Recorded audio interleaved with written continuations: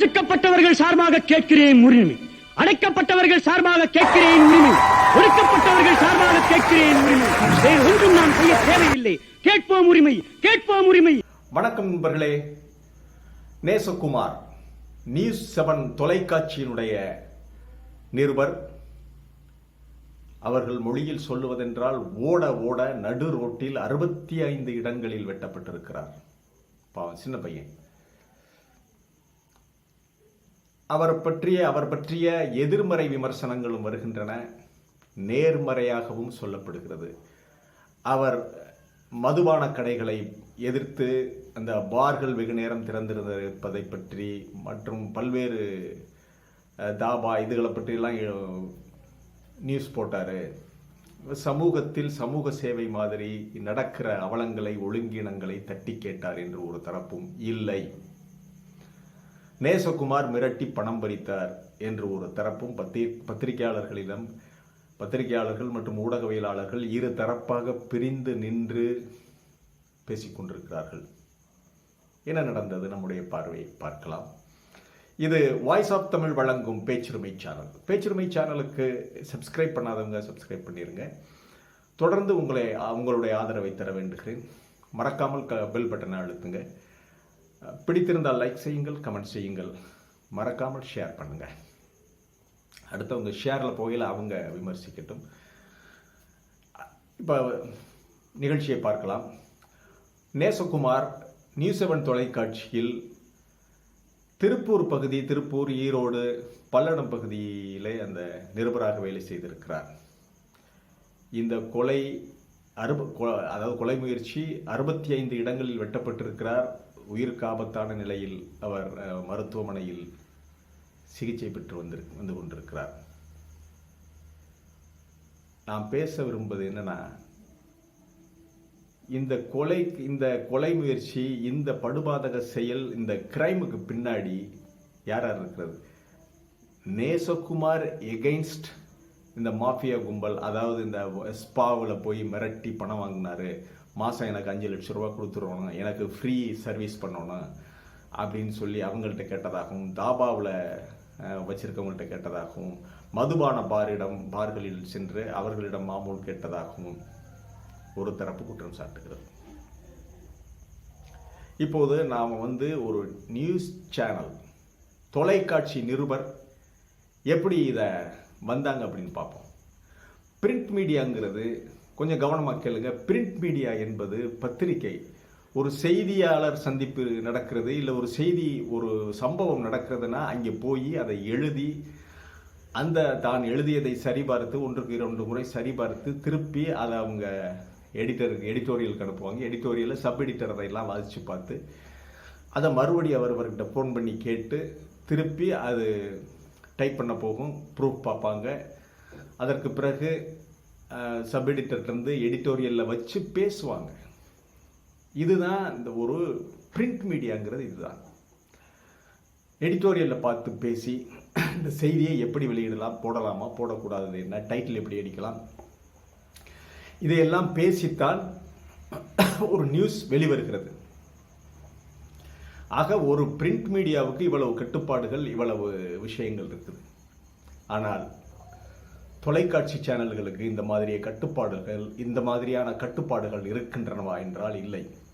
மனிதகுல வளர்ச்சியில், மனிதனுடைய நாகரிக வளர்ச்சியில் பிரிண்ட் மீடியாவினுடைய பங்களிப்பு என்பது கூடவே பயணித்திருப்பது, தொடர்ந்து வந்து கொண்டிருப்பது. மனிதகுல நாகரிகத்தில், மனிதனுடைய வளர்ச்சியில், அறிவியல் வளர்ச்சியில் எல்லாம் பிரிண்ட் மீடியாவுடைய பங்கு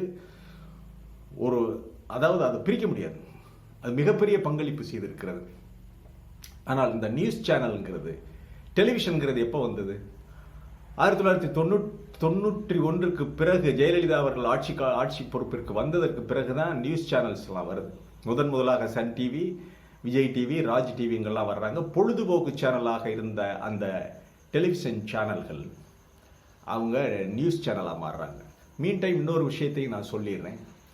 இந்த பிரிண்ட் மீடியாவிலே 2, அதாவது தினமணி, தினத்தந்தி, தினகரன், தி ஹிந்து, ஆங்கில பத்திரிகைகள் இவையெல்லாம் இருந்த காலகட்டங்கள் கடந்து அடுத்ததாக தராசு ஷியாம் தராசு ஆரம்பிக்கிறாரு. அதன் பிறகு தராசோடு ஒட்டி ஜூனியர் விகடன், நக்கீரன், அதுக்கு பிறகு இப்போ குமுதம் ரிப்போர்ட்டர் வந்துருச்சு. நிறைய பத்திரிகைகள், புலனாய்வு பத்திரிகைகள் வந்தார்கள்.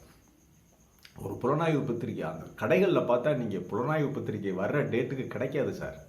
குமுதம், ஆனந்த விடையெல்லாம் பின்னுக்கு தள்ளிட்டு இந்த புலனாய்வு பத்திரிகைகள் தான் அதிகமாக விற்பனை ஆகின.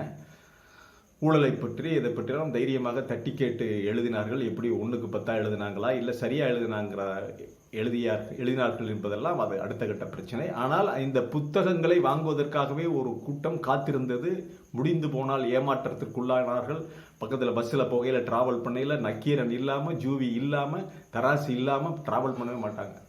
இதுக்காகவே ஓசியில் அப்படி எட்டி பார்த்து வாசிக்கிறதுக்காகவே பக்கத்து இருக்கையில் போய் இருந்துக்குருவாங்க.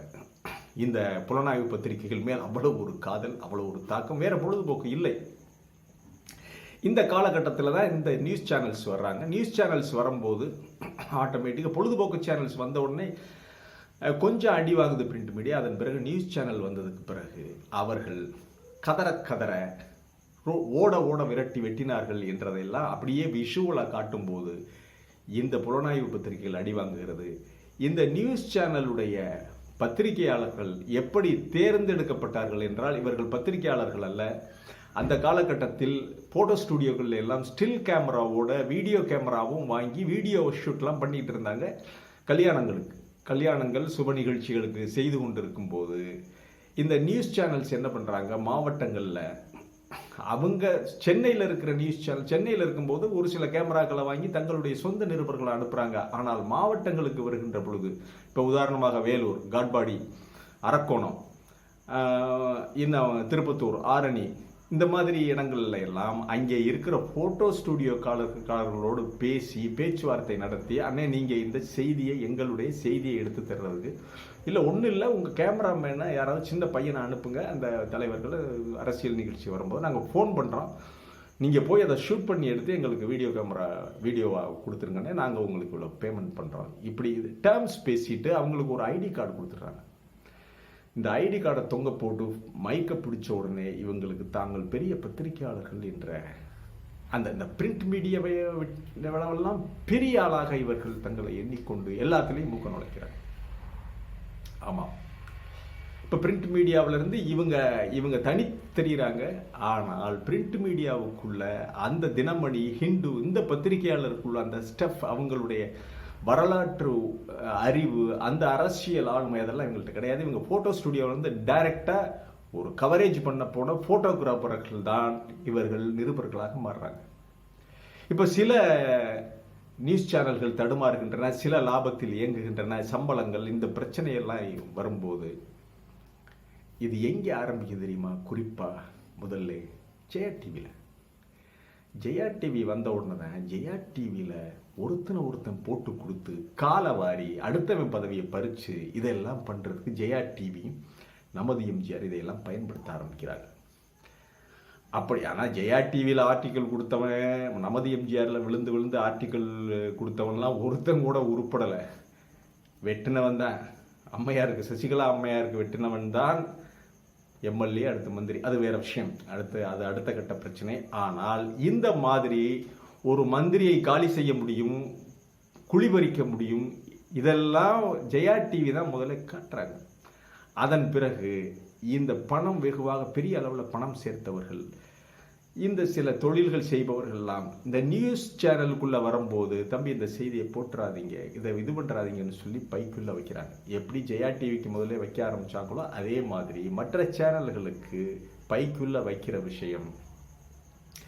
அனுபவத்தின் அடிப்படையில் அங்கே மேலே உட்கார்ந்துருக்காங்கல்ல, இந்த நியூஸ் சேனலுக்கு பொறுப்பாக இந்த நிருபர்களுக்கெல்லாம் ஒரு நிருபர், அங்கே தலைமை நிருபர் இருப்பார். அவர் தான் இப்போ இவங்களை ரெடி பண்ணுறார் வசூலுக்கு. ஆமாம், இவ்வளவு பல்லடம், திருப்பூர், அதாவது இதை அவங்க பிரிச்சிருவாங்க சார். சிவகங்கை, ராமநாதபுரம், கொஞ்சம் இந்த பக்கம் புதுக்கோட்டை, சிவகங்கை, ராமநாதபுரம், புதுக்கோட்டை, தஞ்சாவூர்லாம் ஒன்றும் கிடைக்காது. ஏதாவது ஒன்றுனா எடுத்துருவாங்க இங்கே.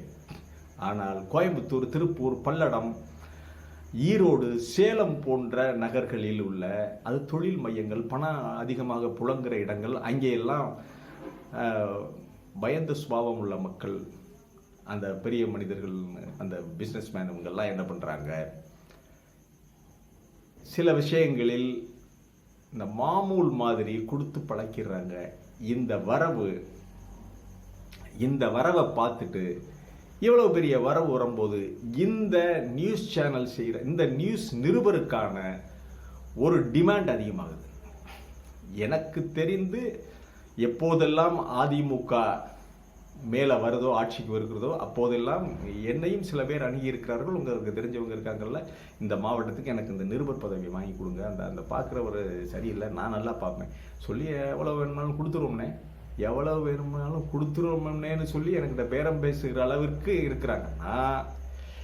இதுதான் அடுத்த மற்ற சேனல்கள்லையும் என்ன ஆகுது, நல்ல வருமானம் நல்ல சில்லறை வந்தவுடன் சிலர் இந்த நியூஸ் 7 மாதிரி இந்த இப்போ நடந்த இந்த மாதிரி இதுகளில் சிலர் அங்கே அணுகி, ஆனால் எனக்கு அந்த நிருபர் பதவியை கொடுங்க, நான் அந்த பல்லடம் திருப்பூரை பார்க்குறேன் அப்படின்ன உடனே அவங்க எவ்வளவு 15 லட்ச ரூபா தர்றேன், 20 லட்ச ரூபா தருகிறேன் என்றவுடன் அப்போ இவங்க ஏற்கனவே இருக்கிற இப்போ நேசகுமார் மாதிரி நிருபர்கள் என்ன செய்ய வேண்டியிருக்கு, கப்பம் கட்ட வேண்டியிருக்கு. வெளிப்படையாக சொல்லணும்னா கப்பம் கட்டணுங்க.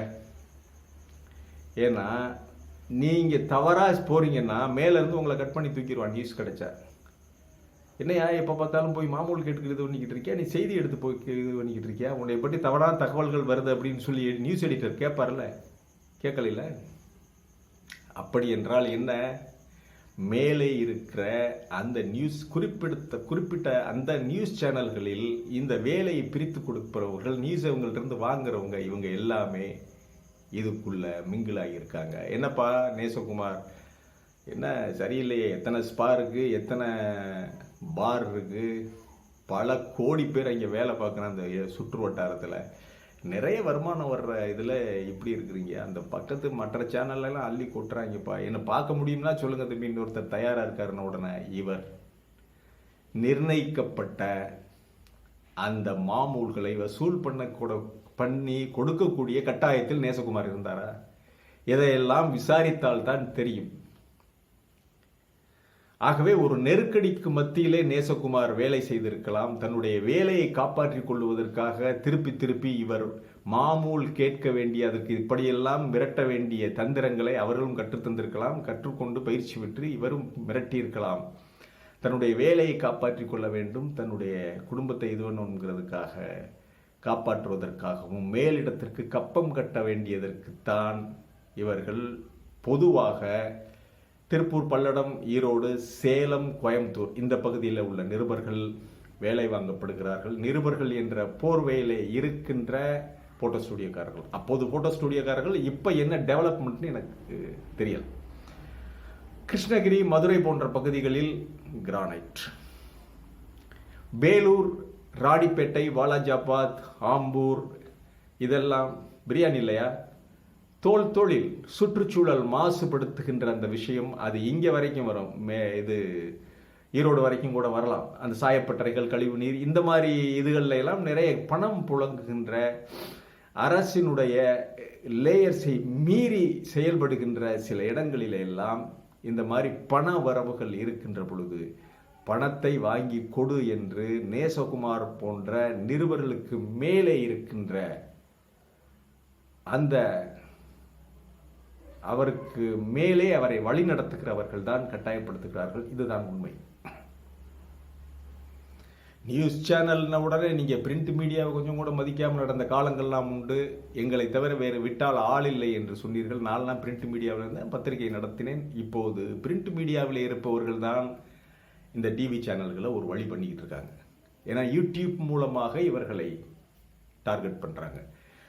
பிரிண்ட் மீடியாவிலே பேசி எழுதியவர்கள் தான் பத்திரிகையாளர் மணி, அண்ணன் உமாபதி, அண்ணன் குமாரண்ணன், இவர்கள் எல்லாம் பிரிண்ட் மீடியாவில் இருந்து வந்தவங்க. அங்கே திரட்டிய அனுபவங்கள், அங்கே திரட்டிய அறிவைத்தான் இப்பொழுது அவர்கள் யூடியூப்களுக்கும் வேற வழியில் நியூஸ் சேனல்கள் யாரை நீங்கள் கேவலமாக ரொம்ப ரொம்ப அண்டர் எஸ்டிமேட் பண்ணிக்கிட்டு இருந்தீங்களோ அவங்கள்ட்ட தான் போய் நிற்கிறீங்க. அண்ணன் வாங்கினேன் இந்த பேசுறதுக்கு நேர்பட பேசுவா, அது மக்கள் அரங்கம், மக்கள் சபை, இதுக்கெல்லாம் வாங்கினேன்னு சொல்லி பத்திரிகையாளர்களை பிரிண்ட் மீடியாவில் உள்ளவங்களை தான் நீங்கள் கூப்பிடுறீங்க. பிரிண்ட் மீடியாவில் உள்ளவன் தான் வந்து பேச முடியும். அங்கே எல்லாம் பிரிண்ட் மீடியாவில் உள்ளவன் தான் செய்தியை எடுத்து சொல்ல முடியும், தர்க்கம் செய்ய முடியும், எதிர்வாதம் செய்ய முடியும். அப்போ எப்பவுமே இது வந்து பிரிண்ட் மீடியாவில் இருக்கிறவன்ட்டு தான் இருக்குது. உங்களுடைய நியூஸ் சேனலும் சரி, இந்த யூடியூப் சேனலும் சரி. யூடியூப் சேனல்களே இவர்கள் தான், நம்முடைய பத்திரிகையாளர் நண்பர்கள் தான் வந்து இதை நடத்திக்கிட்டு இருக்காங்க, அப்படித்தான் சொல்ல முடியும்.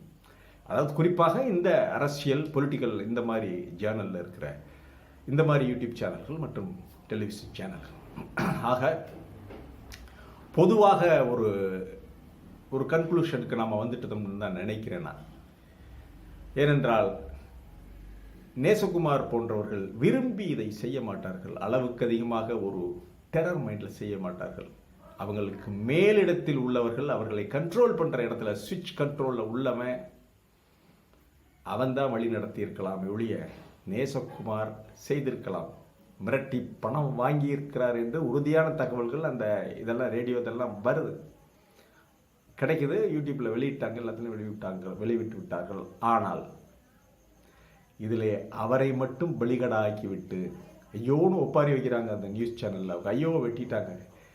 இந்த அளவிற்கு நேசகுமார் போன்றவர்களை தள்ளிவிட்டது யார்? நீ இல்லைன்னா இன்னொரு நிருபர் என்று தள்ளிவிட்டது யார்? விரட்டி அதிகமாக கொண்டாந்து கொடுங்க அப்படின்னு சொல்லி சில நியூஸ் சேனல்கள், ஒரு சில சேனல்கள் தள்ளாடி கொண்டு தான் இருக்கிறது. அது அனைவரும் அறிந்த உண்மை. நம்பர் 1 சேனல்கள் 2, 3 இருக்கிறாங்க. இப்போ நியூஸ் சேனல், இப்போ டெலிவிஷன் சேனல்கள் ஆரம்பிச்சிருக்கிற முதலாளிகள் ஒன்றும் பெரிய வானத்தில் இருந்து குதித்து வந்த பரமாத்மாக்கள் இல்லையே. ஹிந்து ஆரம்பிச்சாங்கன்னா அன்றைய சுதந்திர போராட்ட காலகட்டத்தில் சுதந்திரம் பெறுவதற்காகவே மக்களோடு சேர்ந்து பணியாற்றுவதற்காகவே ஆரம்பிக்கப்பட்ட இந்து தினமணி, அந்த மாதிரி பத்திரிகைகள், ஈவன் அன்றைக்கு ஆரம்பிக்கப்பட்ட தினமலர் கூட அந்த மாதிரி இதில் வந்தது. தினமலர் இன்றைக்கு அது சாக்கடை மாதிரி இருக்குது, அது வேற விஷயம், நாளைக்கு திருந்தலாம் வாய்ப்பு இருக்கிறது. தேவத்தந்தி போன்றவர்கள் எல்லாம் அந்த இதில் மக்களோடு இணைந்து பயணப்பட்டவர்கள். அதனால தான் எந்த டிஜிட்டல் மீடியாவும் பிரிண்ட் மீடியாவில் உள்ளவனை வச்சு தான் நீங்கள் எந்த டிபேட் பண்ண முடியும் என்ற நிலை இருக்கிறது. இதில் நேசகுமாரை மட்டும் குற்றம் சொல்லி பயனில்லை. இன்றைக்கு ஒரு நேசகுமார் பழிவாங்கப்பட்டிருக்கிறார் என்றால் இதே வேலையை செய்வதற்கு இன்னொரு வீரகுமாரை பிடிப்பார்கள் மேலே இருக்கிறவர்கள். ஆகவே நியூஸ் சேனல் நடத்துகிறவர்கள் தான் அவர்கள் தான் பொறுப்பாக வேண்டும். ஏனென்றால் இந்த கொண்டாட்டங்களே அசத்த போவது யார், நடத்த போவது யார், நீயா நானாவில் நடத்துகிறாங்கல்ல, அந்த முதலாளி எங்கே இருந்தார்? ஆந்திராவில் கலாச்சாரம் நடத்திக்கிட்டு இருந்தவர் தானே. அவரிடம் வாங்கி விற்றவர் என்னிடம் பகிர்ந்து கொண்டிருக்கிறார். அந்த கருத்துக்களை எல்லாம் நான் ஒரு பத்திரிகை சார்பாக, என்னுடைய பத்திரிகை சார்பாக போகும்போது, கள்ளச்சாராயம் விற்றவர் இன்றைக்கு லண்டனில் செட்டில் ஆகி இந்திய அரசு பணத்தை பல்லாயிரம் கோடி ரூபாய் ஏமாற்றி விட்டு ஓடிப்போய் கிங்ஃபிஷர் நடத்தினார், ஏர்வேஸ் நடத்தினார். இப்படியெல்லாம் இன்றைக்கு இருக்கிற டிவி சேனல்கள் எல்லாம் பரமாத்மாக்கள், புனித ஆத்மாக்கள் வந்து நடத்தலை. They are doing their business, அவ்வளோதான். அதற்காக அவங்க லாபத்தோடு தான் நடத்துவார்கள். சம்பளம் கொடுக்க திணறுகின்ற ஒரு சில நியூஸ் சேனல்களில் இந்த மாதிரி நேசகுமார் போன்றவர்கள் சிக்கிக் கொண்டிருக்கிறார்கள். எந்த ஒரு மனிதனும் நிதானம் இல்லாமல் போக மாட்டான். நெருக்கடிகளுக்கு ஆளாகி குற்றம் செய்ய வேண்டிய சூழ்நிலைக்கு தள்ளப்படுகிறார். அதுதான் உண்மை. நேசகுமார் விஷயத்திலும் இதுதான் நடந்திருக்கிறது. மேலே இருந்து இயக்கி கொண்டிருந்தவர்கள், சில்லறை பார்த்தவர்கள், மாமூல் வாங்கி பாக்கெட்டிலே போட்டுக்கொண்டவர்கள் இப்போது இவருடைய நிலையை பார்த்து ஒப்பாரி வைக்கிறார்கள், ஆகா ஓஹோ என்கிறார்கள். ஆனால் உண்மை அவர்களையும் சொல்லும், அவர்களும் அதில் இன்வால்வ் ஆகி இருக்கிறார்கள் என்பதுதான் உண்மை. மீண்டும் ஒரு நிகழ்ச்சியிலே உங்களை சந்திக்கிறேன். இது வாய்ஸ் ஆஃப் தமிழ் வழங்கும் பேச்சுரிமை சேனல். நம்முடைய சேனலை சப்ஸ்கிரைப் பண்ணுங்க, மறக்காமல் பெல் பட்டனை அழுத்துங்கள். பிடித்திருந்தால் லைக் செய்யுங்கள், அதிகமாக செய்ய வேண்டியது ஷேர் பண்ணுங்க. இன்னொரு நிகழ்ச்சியில் சந்திப்போம். நன்றி, வணக்கம்.